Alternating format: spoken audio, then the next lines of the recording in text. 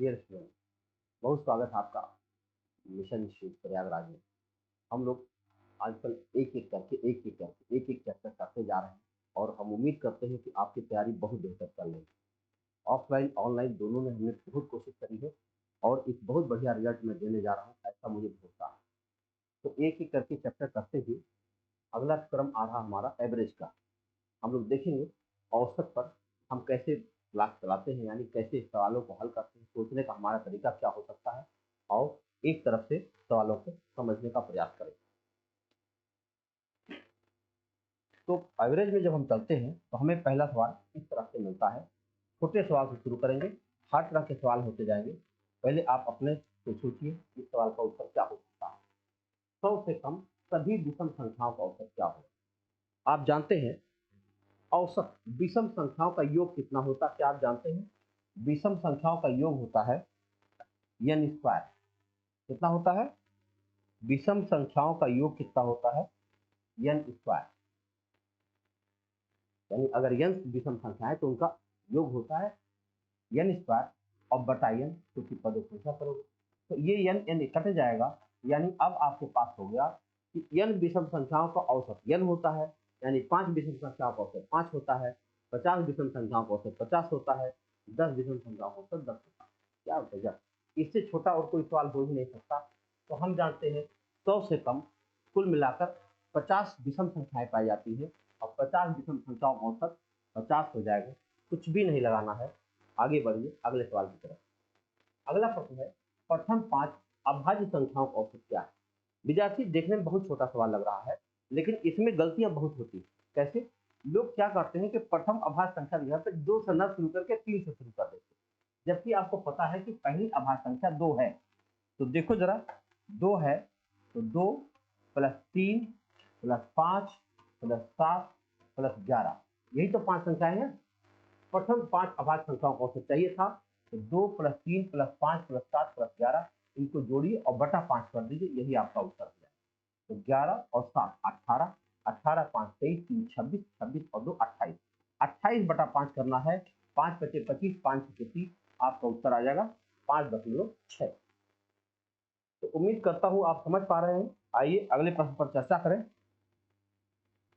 अगला सवाल आपके पास है कि 3 संख्याओं का औसत 60 है, उसमें से पहली संख्या सिर्फ 2 संख्याओं के योग के 1/4 के बराबर।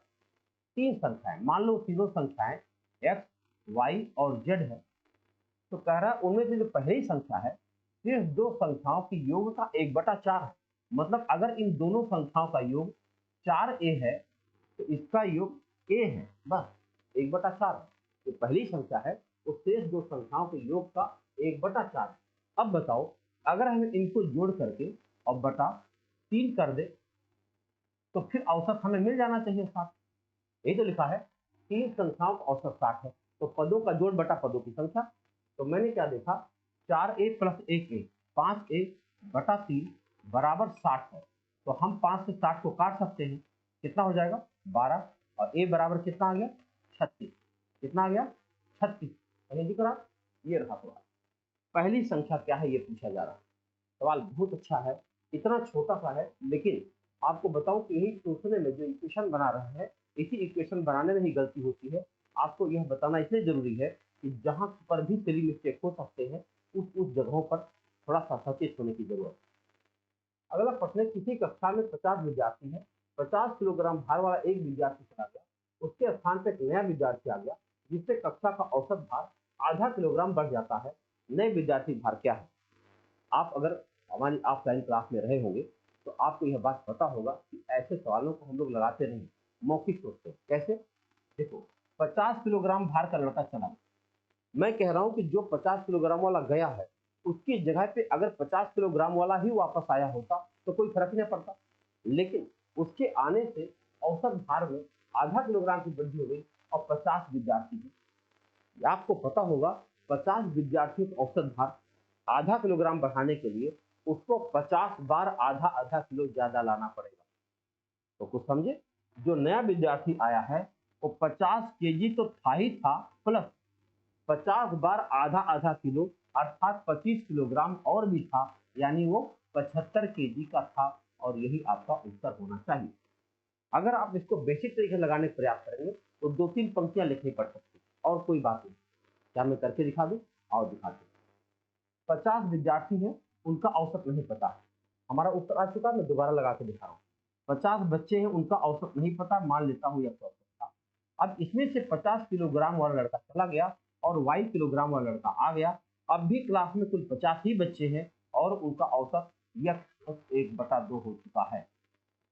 और हल करते हैं। ये हुआ 50 x माइनस 50 प्लस वाई बराबर 50 x प्लस 25। अब ये दोनों 50 से कैंसिल हो जाएंगे और इस y को यही रहने दो, इस 50 को उधर ले जाओ तो y बराबर क्या हो जाएगा? 25 प्लस 50 और 25 प्लस 50 बराबर 75। तो इतना बार जो लिखना पड़ा है, इससे आपका समय खराब होगा। ना करें ऐसा काम, इसी तरह से सोच ले, औसत आपका जबरदस्त आपके पास पहुंच जाएगा। आइए अगले सवाल के बारे में सोचते हैं। किसी परीक्षा में अंकों का औसत 50 निकाला। परिकलन की त्रुटियों के कम करने के कारण 100 उम्मीदवारों में से प्रत्येक के 90 अंकों को 60 अंकों में बदलना पड़ा। इससे अंकों का औसत 45 रह गया। तो परीक्षा देने वाले उम्मीदवारों की संख्या क्या है? नहीं मालूम, नहीं मालूम, और उनका औसत 50 मालूम है। तो मान लो x बच्चे रहे होंगे, उनका औसत 50 रहा होगा। अब इसमें से क्या निकालना पड़ा? 100 बच्चों के नंबर को 90 अंक से घटा के 60 करना पड़ा, यानी नॉर्मलाइजेशन करना पड़ा। 100 बच्चों को 30-30 नंबर निकाल दिए गए, अर्थात 100 गुणा 30 बराबर 3000 नंबर कम कर दिए। लेकिन बच्चे तो अब भी x ही है और उनका एवरेज कितना हो चुका है? 45। That's all. अब इसी को कोई आदमी निकाल ले, x की वैल्यू आ जाएगी। और देखते हैं, 50x माइनस 3000 बराबर 45x। अगर 45 को मैं इधर लाऊं तो 5x बचेगा और 3000 उधर ले जाऊं तो प्लस बन जाएगा। अब बताओ x बराबर क्या हो जाएगा? 600। यानी बताओ वहां पर कुल कितने बच्चे थे? कुल 600 बच्चे थे जिनके बीच यह प्रक्रिया की गई। आइए अगला सवाल देखा जाए। किसी टीम के 12 खिलाड़ियों की औसत आयु 25 वर्ष है। यदि इसमें टीम के कप्तान की आयु भी शामिल कर ली जाए तो औसत 1 वर्ष बढ़ जाती है। तो कप्तान की आयु बता दो भाई। 12 खिलाड़ी थे, औसत आयु 25 थी। मैं कह रहा हूं जो कप्तान आया, अगर वह भी 25 ही होता तो क्या फर्क पड़ जाता? कोई फर्क ही ना पड़ता। लेकिन जो कप्तान था वो 25 किलो तो था ही था, प्लस कई बार 13 बार, कैसे? 12 खिलाड़ी ये और एक कप्तान आ रहा, 13 बार वो 1-1 किलो ज्यादा, तभी तो औसत बढ़ा पाएगा। तो प्लस 13 हुआ और भी था। इसका मतलब कुल मिला के वो 38 वर्ष का था और ये रहा आपका उत्तर। आप देख लो, अगर इस तरह से आप सोच पाए तो आप खुद सोच लो कि आपको समय कितना लगेगा। आइए अगले सवाल पर बात करें। किसी कक्षा में 50 बच्चे हैं, उनका औसत भार 45 किलोग्राम है। एक विद्यार्थी के कक्षा छोड़ देने पर औसत भार 100 ग्राम कम हो जाता है। कक्षा छोड़ने वाले विद्यार्थी का भार कितना? बताओ, उसके छोड़ने से जरा सोचो, 45 किलोग्राम औसत है, 50 बच्चे हैं और उनका औसत भार 45। कह रहे एक विद्यार्थी के कक्षा छोड़ देने पर औसत भार में 100 ग्राम कम हो जाता है। मतलब ये हुआ कि जो बच्चा गया है वो केवल 45 का नहीं था। केवल 45 का गया होता तो कोई फर्क न पड़ता। वो 100 ग्राम सबको कम करके गया। किसको? 49 लोगों को। क्या बच्चे थे? तो सर 50 बच्चे थे, उसमें एक को जा ही रहा है। तो अपना तो 45 ले ही जा रहा है, प्लस 49 लोगों को 100 ग्राम कम करके जा रहा, उनसे 100 ग्राम लेके जा रहा है। 49 बार 100 ग्राम मतलब 4900 ग्राम। 4900 ग्राम माने होता है 4.9 किलोग्राम। यानी वो जो जाने वाला आदमी था वो 45 4 49.9 केजी का रहा होगा। कितना रहा होगा? 49.9 केजी का बच्चा रहा होगा जो गया है। ये है तरीका सोचने का। अगर सोच पाए तो आप रास्ता खुद महसूस कर सकते हो। अगला क्वेश्चन आपके सामने ये रहा। ए बी सी का औसत भार 45 किलोग्राम है। ए और बी का औसत भार 40 किलोग्राम तथा बी और सी का 43 किलोग्राम है। बताओ बी का भार क्या है? ए बी सी का औसत भार 45 है, तो हम लिख सकते हैं ए प्लस बी प्लस सी बराबर 45 गुणा 3, 3 पत्ते 15, 3 चौके 12, 13। ए प्लस बी प्लस सी का भार मिल चुका। बी प्लस सी का औसत भार 40 है, यानी बी प्लस सी बराबर हम 80 लिख सकते हैं। अगर b प्लस सी बराबर हम 80 लिख सकते हैं तो बताओ, अगर इस वैल्यू को इतनी से ला के घटाएं तो हमें a का भार मिलेगा? a का भार से कुछ पता नहीं चलता है। अब क्या करें? b और c का भार कितना है? देखो, सॉरी, a प्लस बी यहाँ पर होना चाहिए। देखो यहाँ पर तो मैं हटा दूँ। ए और बी का औसत भारी है तो हम लिख देते हैं ए प्लस बी बराबर 80। अब एक बात बताओ, अगर ए प्लस बी बराबर 80 आ गया और ए प्लस बी प्लस सी बराबर इतना आ गया तो सी का भार मिल गया कि नहीं मिल गया? अच्छा, अब फायदे वाली बात है, तो बी प्लस सी का भार भी दिया हुआ है 43 किलोग्राम, 43 गुना 86। बस अब खत्म, इससे आपका उत्तर तुरंत आने जा रहा है। कैसे? हम इस समीकरण को लाए, इसमें से घटा दें। ए प्लस बी बराबर 80 को हम घटा दे रहे हैं, यहां से हमको सी की वैल्यू पता चलने वाली, तो सी बराबर होगा 8 5 13 55 किलोग्राम। और अगर सी 55 किलोग्राम का है तो इसमें से हम घटा दें तो बी की वैल्यू मिल जाएगी। बी बराबर होगा 86 माइनस 55, कितना हुआ? 1 और 31, कहीं दिख रहा? 31 किलोग्राम का बंदा था सी, और हमसे बी का भार पूछा गया। बी का भार कितना आ गया? 31 किलोग्राम आ गया। कुछ करना नहीं था, खाली जरूरी जानकारी दी गई थी, आपको बस इधर से उधर सरकाना बस था। आइए अगले सवाल पर बात करें। एक पारी में रनों का अधिकतम कुल स्कोर 3/11 था, उसी पारी में दूसरे नंबर का अधिकतम स्कोर शेष रनों का स्कोर का 3/11 था। तदनुसार ये दोनों स्कोरों का अंतर 9 रहा हो तो कुल स्कोर क्या था? भाई कुल स्कोर यस रहा होगा। मान लिया कुल स्कोर यस था, तो पहले आदमी को कितना मिला? इसका 3/11 मिला, अर्थात 3x/11 मिल गया।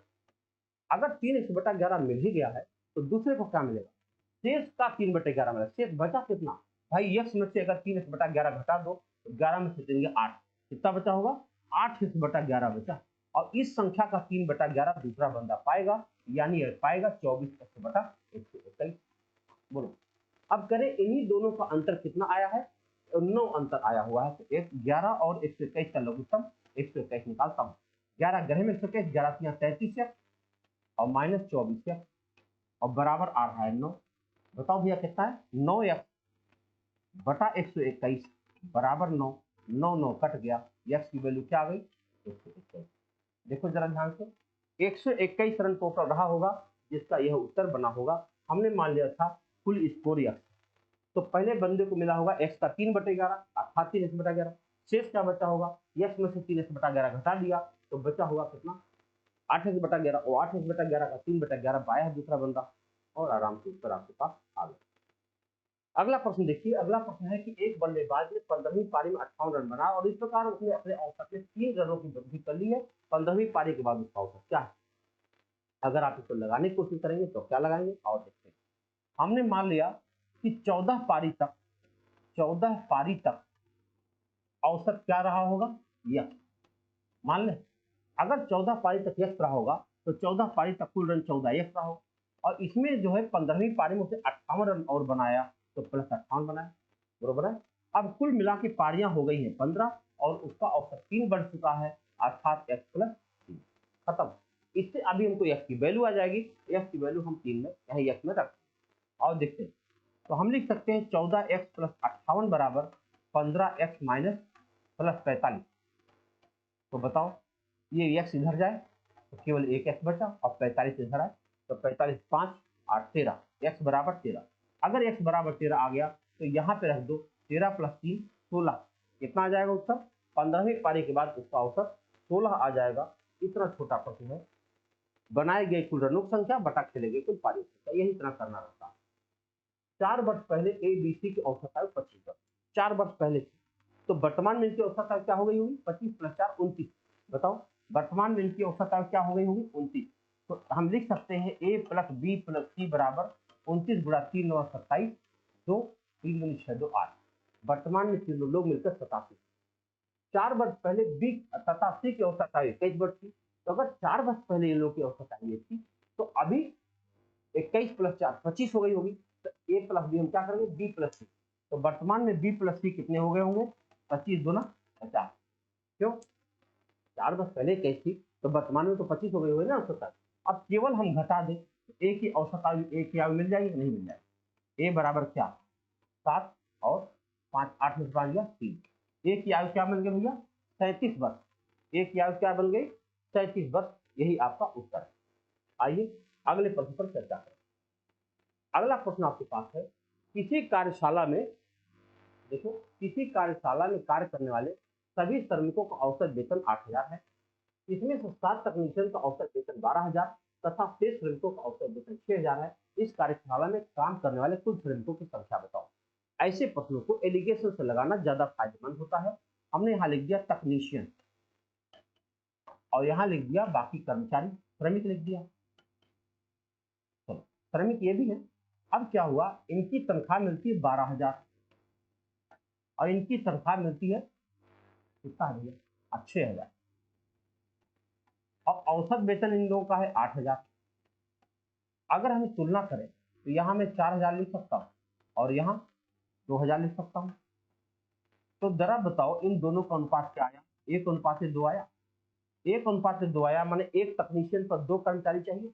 तो 7 तकनीशियन है हमारे पास, तो 7 दूनी 14 श्रमिक और चाहिए। कुल मिलाकर कितने लोग हैं कारखाने में, 14 + 7 बराबर 21 लोग हैं टोटल, श्रमिकों को लेकर और इनको लेकर, दोनों को लेकर के कितने लोग हैं, 21 लोग। फिर से देख लो आप, हमने क्या किया, निकाल दिया इनको एलिगेशन मेथड से। एलिगेशन मेथड का अनुपात आ गया और 7 तकनीशियन पहले बताया गया था, इसका मतलब 14 श्रमिक हो जाएंगे और 14 श्रमिक हो जाएंगे तो 14 साथ मिलकर 21 हो जाएंगे। अगला प्रश्न लिखो, एक क्लब में सदस्यों की औसत आयु 30 वर्ष है, पुरुष सदस्यों की औसत आयु 34 और महिला सदस्यों की 26 है, तदनुसार पुरुष सदस्यों की संख्या कितनी है, कितने प्रतिशत। देखो यहाँ हमने लिख दिया पुरुष और यहाँ लिख दिया स्त्री। तो पुरुष की औसत आयु क्या है 34 और स्त्री की औसत आयु क्या है 26 और दोनों का औसत आयु क्या है 30। अगर हम ऐसे करें तो यहाँ पे वैल्यू आएगी 4 और यहाँ पर करें यहाँ पे वैल्यू आएगी 4, दोनों बराबर बराबर हैं, 1:1 है, यानी पुरुष सदस्यों की संख्या भी 50% और महिला सदस्यों की संख्या भी 50%। ठीक है, अब बढ़िया सवाल था। अगले सवाल में चलिए, 20 लड़कियों के ग्रुप की औसत आयु 15 वर्ष है तथा 25 लड़कों के ग्रुप की औसत आयु 24 वर्ष, दोनों ग्रुपों को मिलाने पर बने ग्रुप की औसत आयु क्या होगी। इसको एक तरह से कलेक्टिव मीन कहा जा सकता है। और देखते हैं, 20 लड़कियां हैं, इनकी औसत आयु 15 वर्ष है और 25 लड़के हैं, इनकी औसत आयु 24 साल। चलो इनको सॉल्व किया जाए तो कितना हो जाए, 15 दूनी 30, 300 और प्लस 25 चौका 100, 600। देखो 600 और यानी कुल मिला के 900 आ गई। अब कुल बच्चे कितने हो गए, 20 लड़कियां थी और 25 लड़के थे, कुल 45 लोग थे। 45 लोग थे, भाग दे दीजिए, 45 गुना 90, टोटल औसत क्या आ गया 20 वर्ष। क्या औसत आ गया 20 वर्ष। आइए आगे बढ़ते हैं अगले सवाल की तरफ।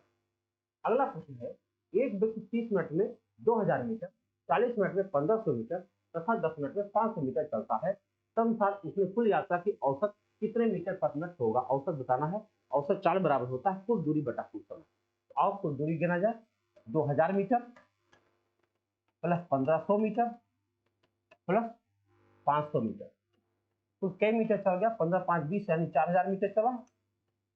और समय कितना लगाया, 30 मिनट यहाँ लगाया था, 40 मिनट यहाँ लगाया था और 10 मिनट यहाँ लगाया।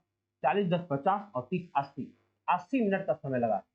बताओ, तो हम 8 25 40, हम क्या कह सकते हैं, 50 मीटर प्रति मिनट उसकी औसत चाल आ गई कि नहीं आ गई। 50 मीटर प्रति मिनट की औसत चाल आ गई। क्या आप सहमत हैं। आइए अगले सवाल पर चर्चा करें। देखो आप एक बात ध्यान दे रहे होंगे कि हम लगातार काम क्यों करते जा रहे हैं। हम आपसे कोई बात तक नहीं कर रहे कि आपके हाल चाल क्या है, कोई जरूरत नहीं मेरे भाई, नौकरी ले लो, हम लोग साथ में बैठेंगे चाय पियेंगे, है ना। तो धड़ धड़ काम कर लो, हमारे साथ जब काम करो कलम कापी लेकर रहो। आओ देखते हैं अगले सवाल की तरफ। किसी क्रिकेट टीम के 11 खिलाड़ी की औसत आयु 2 महीने कम हो जाती है यदि उनमें से 2 खिलाड़ी जिनकी आयु 17 वर्ष तथा 20 वर्ष है के स्थान पर 2 नए खिलाड़ी को ले लिया जाता है। देखो इस सवाल को अगर आप मौखिक करें तो ज्यादा बेहतरीन हो जाएगा। कैसे हो जाएगा, और देखते हैं, 17 साल और 20 साल 2 खिलाड़ी चले गए, कुल मिला के 37 साल के लोग चले। इसकी जगह पे 2 नए बंदे आ गए। 2 नए बंदे आने से औसत आयु 2 महीने कम हो गई। तो नए खिलाड़ियों की औसत आयु बताना, 2 महीने कम हो गई। इसका मतलब जो नए बंदे आए हैं वो मिलकर 37 साल का नहीं है, कम है। कितना कम है बताओ, 11 खिलाड़ी थे, 11 दूनी 22 महीने कम हो जाती है और 22 महीना मान लो होता 1 साल 10 महीना, यानी जो नए बंदे आए इससे 37 साल से 1 साल 10 महीना कम थे। अगर इसमें से हम 1 वर्ष 10 माह घटा दें, 1 वर्ष 10 माह घटा दें तो कितना बचेगा। तो पहले 37 में से 1 घटा दो, 36 बचेगा और 36 में से 10 माह घटाओ तो 35 वर्ष 2 माह बचेगा। 35 वर्ष 2 माह बचेगा, यानी जो नए खिलाड़ी आए हैं वो 35 वर्ष 2 माह के थे। अब बताओ इनका औसत कैसे निकाला जाएगा, बटा 2 किया जाएगा, और बटा 2 करोगे तो 35 का आधा क्या होगा, 17.5। 17.5 माने होता है 17 वर्ष 6 माह। हमने इसका आधा भी किया, और इसका आधा करेंगे तो 1 माह और लग जाएगा, मिल जाएगा। तो आपका उत्तर हो जाएगा 17 वर्ष 7 माह। कितना हो जाएगा, नए जो खिलाड़ी आए हैं उनकी औसत आयु होगी 17 वर्ष 7 महीने। इसको देखिएगा, जो तरीका हमने इस्तेमाल किया है, नहीं तो जानते हो महीने में कन्वर्ट करोगे टाइम लगेगा, इतना जरूरत नहीं है मेहनत करने की। अगले प्रश्न पर आओ। यहाँ लिखा है 3 व्यक्तियों ए बी सी का औसत भार 84 किलोग्राम। और लिखना शुरू कर दें, ए प्लस बी प्लस सी बराबर क्या हो जाएगा, 84 मैंने 3 से गुणा करो, 3 चौके 12, 3 8 24 से 25 हो गया। डी के सम्मिलित होने पर इन चारों का औसत भार 80 हो जाता है, यानी डी भी शामिल करो, A plus B plus C plus D, और औसत 80 हो जाता है। 4 लोग हैं, 832, 320 हो जाता है। क्या हम लोग इसमें से इसको घटा दें तो डी का भार पता चल जाएगा। और देखते हैं, 10 में से 2 घटाएंगे 8, और 11 में से 5 घटाएंगे 6, ये डी का भार मिल चुका है। आगे बढ़ते हैं, यदि ई का भार डी के भार से 3 किलोग्राम अधिक है, मतलब ई का भार भी मिल गया, इससे 3 किलोग्राम अधिक है, तो कितना है, 71 है। तो और उसके बाद क्या क्या, एक प्रतिस्थापित कर दे तो B plus C plus D plus E का औसत भार 79 हो जाता है। देखो, B plus C plus D plus E का औसत भार 79 हो जाता है। तो 79 को 4 से गुणा करो, 4 9 36, 3 4 7 28 31, इतना हो जाता है। अब बताओ इसमें हम लोग d प्लस ई का भार जानते हैं, हमको a का भार बताना है, तो d प्लस ई का भार हम लोग कितना जानते हैं, जरा देखो इसको, 8 1 9 और 7 6 13, 139। अगर इस 139 को उधर हम जाके माइनस कर दे तो हमें b प्लस सी का भार मिल जाएगा। और b प्लस सी का भार कितना मिल जाएगा, 316 माइनस 139, और 139 घटाओ तो 16 में से 9 गया 7, 10 में से 3 गया 7, और 2 में से गया 1, यानी b प्लस सी का भार कितना मिल गया, 177 किलोग्राम। और इसको अगर हम पहले लाइन में से माइनस कर दें, क्योंकि तो यहाँ a प्लस बी प्लस सी है, तो ये प्लस बी प्लस सी बराबर 252 है, इसका मतलब b प्लस सी 177 है। तो हम क्या करेंगे, 252 में से 177 घटा देंगे तो मुझे a का भार मिल जाएगा। 12 में से 7 घटाएंगे 5, और 14 में से 7 घटाएंगे 7, a का भार कितना मिल गया, 75 किलोग्राम मिल गया। ये रहा आपका उत्तर। थोड़ा सा बड़ा है लेकिन ज्यादा बड़ा नहीं है। आइए अगले सवाल पर बात करते हैं। अगला प्रश्न आपके पास है, ये रहा, 8 संख्याओं का औसत 20 है, पहली 2 संख्याओं का औसत 15.5 और अगली 3 संख्याओं का औसत 21 है कि 3 है। यदि छठवीं संख्या 7वीं से 4 तथा 8वीं से 7 कम हो तो 8वीं संख्या बताइए। देखो, 8 संख्याओं का औसत 20 है, इसका मतलब कुल योग कितना हो गया, 160। अब क्या हुआ, पहली 2 संख्याओं का ये औसत कितना है, पहली 2 संख्याओं 15.5 माने 31/2, 31/2 है, 2 2 काट दो, 21 आ गया। अगली 3 संख्याओं का औसत कितना है, 21 या 63 है, 64/3, तो इसका मतलब इनका योग हो गया 64 है भाई, 64 का। अगर इन दोनों को हम जोड़ दे तो 6 3 9 95 आ गया। ध्यान से सुनिए, 8 संख्याओं का योग 160 है, जिनमें से प्रथम 5 संख्याओं का योग 95 है। अगर इसमें से हम 95 माइनस कर दें तो हमें ये पता चल जाएगा, 10 में से 5 घटाओ 5, और 15 में से 9 गया 6, हमें पता चल जाएगा कि 6वीं 7वीं 8वीं का कुल योग 65। अब जरा देखो, यहाँ पे मैंने लिखा 6वीं 7वीं और 8वीं, ये 3 संख्याओं का योग 65 है।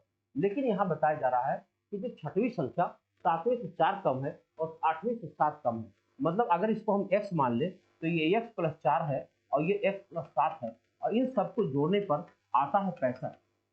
बताओ अगर हम इनको सॉल्व करें तो क्या x की वैल्यू आ जाएगी, x की वैल्यू आ जाएगी तो हमें 8वीं संख्या पता चल पाएगा।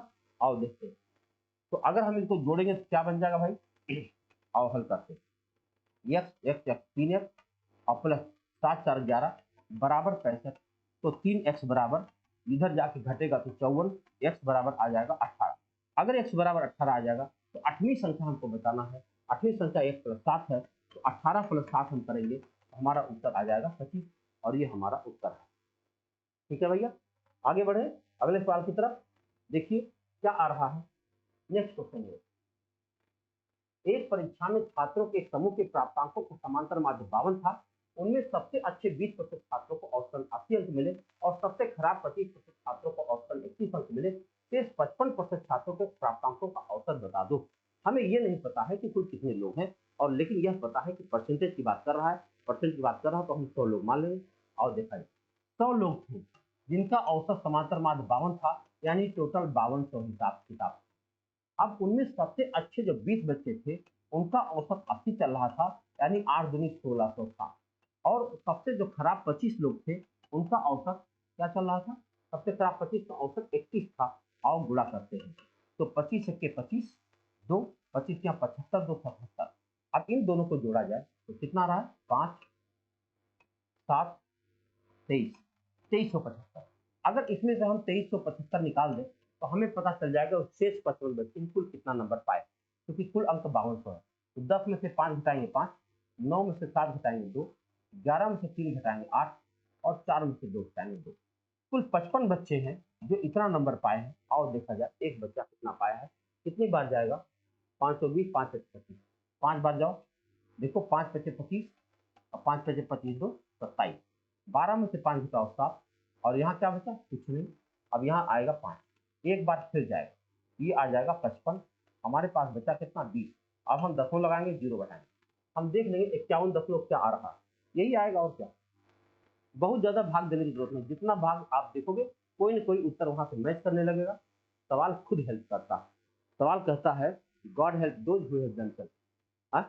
अगर आप अपनी मदद करना जानते हैं तो ईश्वर भी मदद करेगा, इतना जान लो। आप इतना मेहनत करोगे तो अगला सवाल अपने आप आ ही जाएगा, आपको विकल्प हेल्प करने लगे। आइए अगला सवाल देखते हैं। एक पुस्तकालय में रविवार को आने वाले विद्यार्थी संख्या कितनी है? 510 और अन्य दिनों में 240। अनुसार तदनुसार रविवार से आरंभ होने वाले किसी महीने के 30 दिनों में आने वाले कुल सदस्यों की औसत संख्या क्या होगी? अगर कोई महीना आपने कैलेंडर पढ़ा होगा रीजनिंग में, अगर कोई महीना संडे से शुरुआत करता है तो उस महीने में कुल 5 संडे आते हैं। क्लियर? अगर 5 संडे आते हैं, 30 दिन का महीना है, तो बताओ 5 संडे आए हैं तो 5 गुणा 510, कुल बच्चे कितना है? 0। 5 के 5, 5 बचे 25। अब कुल बाकी बचे 25 दिन, उनका औसत क्या चल रहा था? 240। इनको भी गुणा कर दिया जाए तो पता चल जाए कुल आने वाले लोग क्या थे। तो 25 0 0, 25 100 10, 25 50, 10 60। कुल मिला के संस्था में कितने लोग आ चुके हैं? देखो जरा, 6 2 8। अब ये है 30 दिनों की संख्या। क्या हम इसको काट दें? कट जाएगा बहुत आराम से। 3 दूना 6, 3 8 24, 3 5 15, कितना आ गए? 250। यानी उस संस्थान में यानी लाइब्रेरी में एक महीने में आने के लिए जो कुल सदस्यों की औसत संख्या थी वो थी 250 थी। अगले सवाल की तरफ चलें। 19 व्यक्ति खाना खाने के लिए होटल में गए, उनमें से 13 व्यक्तियों में से प्रत्येक ने अपने खाने पर 79 व्यय किया, जबकि शेष प्रत्येक ने सभी 19 द्वारा किए गए औसत व्यय से 4 रुपया अधिक व्यय किया। इन सभी द्वारा कुल खाने पर खर्च ज्ञात कीजिए। थोड़ा सा जबरदस्त सवाल माना जाता है। मान लिया जाए सभी 19 का, 19 लोग थे ना, माना सभी 19 का औसत यक्ष था। अब अगर औसत यक्ष था तो बताओ जो 19 बाकी शेष ने क्या किया था? 19 द्वारा दिए गए औसत व्यय से 4 अधिक दिया था। तो बताओ भैया जो बाकी लोगों ने दिया था कितना दिया था? 4 अधिक दिया था, यानी x प्लस 4 दिया था बाकी लोगों ने। अब और शुरू करते हैं। 13 व्यक्तियों में से प्रत्येक ने 79 दिया था। देखो 13 व्यक्तियों ने प्रत्येक ने 79 दिया, प्लस बचे कितना? 13 6 19, 6 लोग बचे। 6 लोगों ने अपने खाने क्या दिया? x plus 4। अब कुल क्या हुआ? कुल हमारे पास 19 लोग थे और उनका औसत x चल रहा। डन। यहां से आपको x की वैल्यू मिल जाएगी और फिर कुल संख्या वहां से मिल जाएगा। और देखा जाए 13 9 117, 11, 13 7 91 और 11 102 और प्लस 6x और प्लस 6 चौके 24 बराबर 19। और हल करते 6x उधर लेके चले जाओ, यहाँ बचेगा 13x और इन दोनों को जोड़ो, 7 और 4 11, 1 2 2 4 1 5 और 10, 10 से 51। बताओ x की वैल्यू क्या आ गई? 13 से भाग दो, 13 7 91, 13 8 104, 11 बच गया। कहीं पर ठीक से सकती और जल्दी से करो। 19 व्यक्तियों ने खाना खा, 13 व्यक्तियों में प्रत्येक ने 79 देखा, सभी ने 19 द्वारा दिए और 4 अधिक किया, सभी ने किया, ठीक है। 13 लोगों ने 79 दिया था, ठीक है। 13 9 117, हासिल हुआ 11, 13 7 91, 91 में 11 मिलाओ 92 और 10 102, ठीक है। अब क्या हुआ? 6 लोगों ने दिया, 13 6 19, 6 और प्लस 6 24, ठीक है, 19। ओके, अब चलो जोड़ा जाए। 4 और 7 11, एक आया, 2 2 4 1 5, ठीक है। उसके बाद 10 28 और 6 इधर चला गया, 6 घट के 13 आ गया, ठीक है। 13 8 104, बचेगा 1, 11 बचा। अब हम क्या करें, संख्या पूरा कट नहीं रही है ना, 81 लगभग होना चाहिए था। बताओ अब 81 का हम 19 से गुणा करें तो क्या उत्तर आ जाएगा, गड़बड़ हुआ ना। 19 से क्यों 19 हासिल हुआ 1, 19 8 152, 152 में 100 मिला दे 153, यानी 1539 के आसपास उत्तर आ जाएगा। 1539 कहीं दिख नहीं रहा है, मैं क्या करूँ। 1534 के आसपास हो सकता था, लेकिन यहाँ पर कहीं कुछ मिस्टेक संभव है। एक बार देखिएगा, करने का तरीका यही है, कुछ लगाने की जरूरत नहीं है। बाकी सभी देखो, औसत बेसिक 4 रुपये अधिक खर्च किया, x प्लस 7 हमने कर दिया है, कोई समस्या नहीं है। कैलकुलेशन मिस्टेक संभव हो सकती है, लेकिन संख्या 1539 आनी चाहिए। हमको इनमें से कोई नहीं मार देना चाहिए। आइए आगे बढ़ते अगले सवाल की तरफ। एक समिति में 6 व्यक्तियों की औसत आयु 2 वर्ष बढ़ जाती है जब 55 वर्ष और 60 वर्ष की आयु के स्थान पर 2 महिलाएं, उन 2 महिलाओं की औसत आयु क्या अच्छा आ जाती है। तो भैया जी 55 वर्ष और 60 वर्ष, ये 2 लोग यहाँ से जा रहे हैं, तो 5 है और 6 5 11, 115 वर्ष के लोग चले गए ना, और उसकी जगह पे 2 महिलाएं और आ गई स्थान पर। देखो उनका स्थान 2 महिलाओं ने ले लिया। तो जो 2 महिलाएं आई हैं वो 115 तो थी ही थी, प्लस प्लस कितना थी, 2 वर्ष औसत आयु बढ़ी है। और कुल कितने लोग थे, 6 थे, यानी 6 गुणा 2 बराबर 12, 12 साल वो और भी थी। अगर 12 साल और थी तो बताओ महिलाएं कुल मिलाकर कितना थी, 127 साल की थी जो नई वाली आई। हाँ, नई वाली महिलाएं मिलकर कितना थी, 127 थी। गुना बिना पूरा लगाए आपका उत्तर दिया जा सकता है। 6 व्यक्तियों के समूह में से 80 किलोग्राम भार वाले स्थान पर दूसरा व्यक्ति ले लेने से इनकी औसत भार में 3 किलोग्राम की कमी आ जाती है। अब बताओ, जो नया व्यक्ति का भार बताना, 80 किलोग्राम का आदमी जा रहा है, अगर इसकी जगह 80 वाला ही आया होता तो कोई फर्क नहीं पड़ता, लेकिन जो नया बंदा आया 80 से कम था। कितना कम था, 6 बार 3 किलोग्राम कम था। कितना कम था, 6 बार 3 किलोग्राम कम था, यानी 18 किलोग्राम कम था। तो कितना था बताओ, 7 में से 62 किलोग्राम का आदमी जो नया बंदा आया है वो कितना था, 62 किलोग्राम का था। आइए अगले सवाल पर चलते हैं। 25 परिणामों का औसत 18 है, उसमें से प्रथम 12 परिणामों का औसत 14 तथा अंतिम 12 परिणामों का औसत 17 है। 13वां परिणाम बताओ।